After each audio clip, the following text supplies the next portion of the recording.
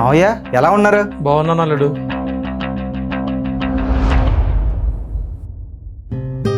ఏమైందమ్మా, ఎందుకు గడుస్తున్నావు?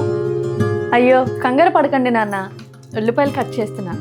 అమ్మాయ్యా, అందుకే కళ్ళల్లో ఈ నీళ్లు. ఒక్క నిమిషం గుండాగినట్టు అయిందమ్మా. అరే బావగారు, ఎలా ఉన్నారు? బాగున్నాను బావగారు. మీరు కూడా ఫ్రెష్ రండి మావయ్య, టిఫిన్ చేద్దాం. అలాగే అల్లుడు. అమ్మా నువ్వు కూడా కూర్చో. అందరికీ వడ్డిస్తూ నువ్వు తినపోతే ఎలా? నేను తర్వాత తింటాలే మావయ్య, ముందు మీరు తినండి. ఉప్మాలు ఉప్పు ఎక్కువైందే.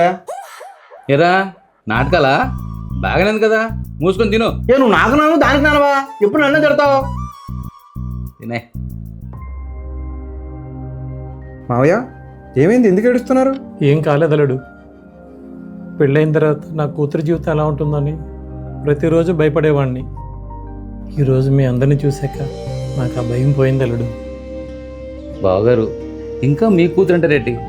ఎప్పుడైతే మీ గడప దాటి మా ఇంటికి వచ్చిందో ఆ రోజు నుంచే తను మా ఇంటి పిల్ల.